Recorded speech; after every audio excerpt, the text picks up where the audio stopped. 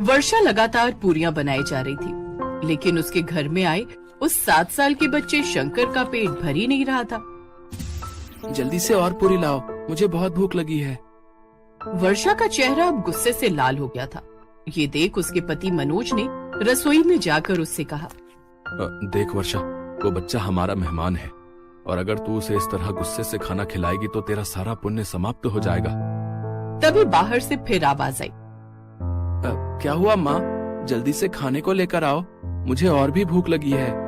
वर्षा बहुत कंजूस औरत थी। दान दक्षिणा करना उसे बिल्कुल पसंद नहीं था। उसे लगता था इससे उनके पास राशन कम हो जाएगा, लेकिन उसके पति मनोज का स्वभाव उससे बिल्कुल उल्टा था। वो शिव जी का बहुत बड़ा भक्त था और दान दक्षिणा देने में भी उसे अच्छा लगता था। एक रोज वर्षा, अरे ओ वर्षा।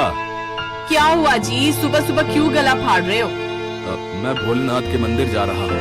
वहाँ बहुत सारे भिखारी बैठे हुए होते हैं जिनको बड़ी उम्मीद होती है कि मैं उनके कटोरे में कुछ सिक्के या अनाज डालूं।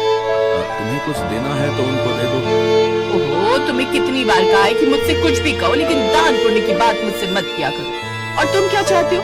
तुम जो भी इतनी मेहनत से कमाते हो वो मैं किसी भी भिखारी को दान कर दूं?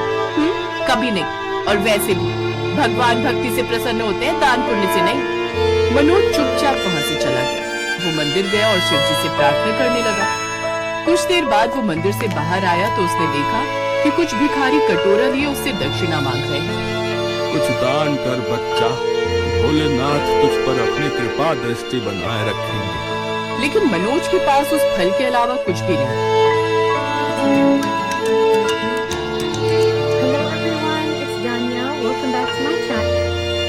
जो उसे पंडित ने प्रसाद के रूप में दिया था, उसने वही फल उन्हें दान कर दिया और सर झुकाकर घर की तरफ आ गया। आधी रात को मनोज के सपने में भगवान शंकर आए। फिर सपने में भोलेनाथ ने कहा, मनोज, मैं चाहता हूँ कि तुम सावन में एक गरीब को भोजन करवाओ और जब भोजन करवाओ तो ये समझकर करवाना कि उस बालक के रूप में तुम हमें भोजन करवा रहे हो। ये कहकर वो अंतर्ध्यान हो गए। कुछ देर बाद जब मनोज की आंख खुली तो वो उस सपने के बारे में सोचता रहा। भोलेनाथ खुद मेरे सपने में आए थे। मैं बहुत भाग्यशाली हूँ जो वो खुद मेरे सपने में आए। फिर मनोज ने सारी बात वर्षा को बताई। सपने में भोलेनाथ के आने की बात पर वर्षा बहुत खुश हुई, लेकिन जैसे ही उसने किसी गरीब को भोजन करवाने की बात सुनी, उसकी सारी हंसी गायब हो गई। भोलेनाथ ने किसी गरीब को भोजन करवाने के लिए कहा है, ये बात उन्होंने सपने में कही, लेकिन अब उनकी बात को टाला भी तो नहीं जा सकता ना। बस फिर क्या था, वर्षा अपना दिमाग चलाने लगी और एक ऐसे गरीब को ढूंढने लगी जो कम खाए। लेकिन 3 दिन हो गए पर उसे ऐसा कोई गरीब नहीं मिला। फिर उसके दिमाग में एक आइडिया आया, हाँ ये ठीक रहेगा, मैं परसों ही एक छोटे बच्चे को घर पर बुला लेती हूँ। भला छोटा बच्चा कितना ही खाएगा, ज्यादा से ज्यादा 3 पूरी, लेकिन उसके बाद तो वो खा ही नहीं पाएगा। ऐसे भोलेनाथ की बात भी रह जाएगी और मेरा राशन भी बच जाएगा। फिर उसे मनोज की वो बात याद आ गई जब उसने कहा था कि उसे हर दिन मंदिर के बाहर कुछ भिखारी मिलते हैं। उसने सोचा कि वहां पर उसे कोई छोटा बच्चा मिल ही जाएगा। उसने मनोज से ये बात कही। मनोज तो इसी बात से खुश था कि कम से कम उसकी पत्नी एक छोटे बच्चे को खाना खिलाने के लिए खुश तो हुई। ठीक है वर्षा, लेकिन याद रखना, जो भी बच्चा आएगा हमें उसे अच्छे से खिलाना है, क्योंकि कहीं ना कहीं भोलेनाथ उसमें विराजमान होंगे। हाँ हाँ, तुम बेफिक्र रहो। उधर कैलाश पर्वत पर बैठकर भोलेनाथ ये सब देखकर मुस्कुरा रहे थे। क्या हुआ स्वामी, आप मुस्कुरा क्यों रहे? देवी, वर्षा कभी भी किसी को दान पुण्य नहीं करती। उसे किसी गरीब को भोजन करवाने के लिए कहा तो वो उसमें भी कंजूसी कर रही है। वो किसी बच्चे की तलाश में है ताकि वो कम भोजन करे। लेकिन आप ऐसा कैसे करेंगे? अपना पेटू भेष लेकर। क्या स्वामी? अगले दिन वर्षा जैसे ही एक बच्चे भिखारी को ढूंढने जाने लगी, तभी भोलेनाथ एक 7 साल के बच्चे का रूप लेकर उसके दरवाजे पर आ गए। वर्षा ने उस बच्चे को देखा तो उसके चेहरे पर चमक आ गई।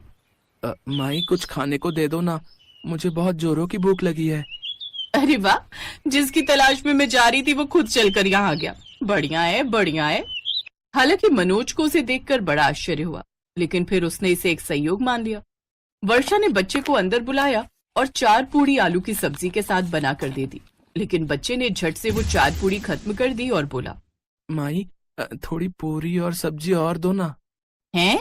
और? अच्छा अभी लाई। वर्षा वो पूरी और सब्जी उसे लाकर देती रही। वो बना बना कर थक गई, लेकिन बच्चे का पेट भरने का नाम ही नहीं ले रहा था। अब तो आटा भी थोड़ा ही बचा था। वो उसकी पूरियां बनाने की तैयारी कर रही थी कि तभी वहां मनोज आ गया। ओहो, क्या कर रही हो वर्षा? वो बच्चा कब से पूरियां मांग रहा है। हाँ तो अब क्या करूं? 8 किलो आटे की पूरियां तो वो अकेला खा चुका है। अब तो आटा भी खत्म होने को आ गया, लेकिन इस पेटू का अभी तक पेट ही नहीं भरा। ये तुम कैसी बातें कर रही हो वर्षा? तुम जानती हो ना शिवजी ने क्या कहा था? पता है, तभी तो इस पेटू राम को बना बना कर खिला रही हूँ, नहीं तो अब तक तो भगा नहीं देती। धीरे धीरे घर का सारा राशन खत्म हो गया।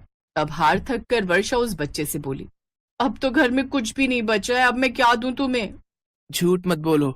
वो जो रसोई में अंदर आलू बचे हैं वो ले आओ, और गोभी की सब्जी भी है वो भी ले आओ।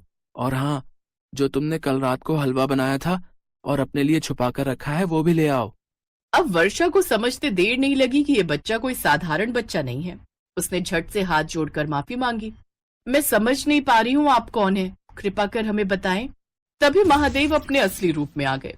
उन दोनों ने जैसे ही सामने साक्षात प्रभु को देखा तो मनोज और वर्षा उनके चरणों में गिर गए।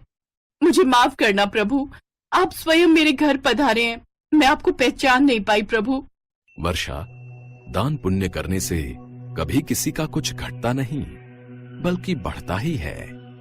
दूसरे को दान करने से आपका धन धान्य तो भरा रहता ही है, साथ ही तुम्हारी तरक्की भी दुगनी होती है। हमें माफ कर दे प्रभु। भोलेनाथ ने उसे माफ कर दिया और फिर वहां से अंतर्ध्यान हो गए। जब वर्षा और मनोज ने देखा तो उसका घर सारे धन धान्य से भर चुका था। वहां खूब सारा धन था, साथ ही अनाज से उनका भंडार भरा हुआ था। इसके बाद वर्षा ने कभी कोई कंजूसी नहीं की और दिल खोलकर दान पुण्य करने लगी। ये देख अब मनोज भी बहुत खुश था। अब वो दोनों साथ में दान पुण्य करते और भोलेनाथ के नाम के भंडारे करवाते।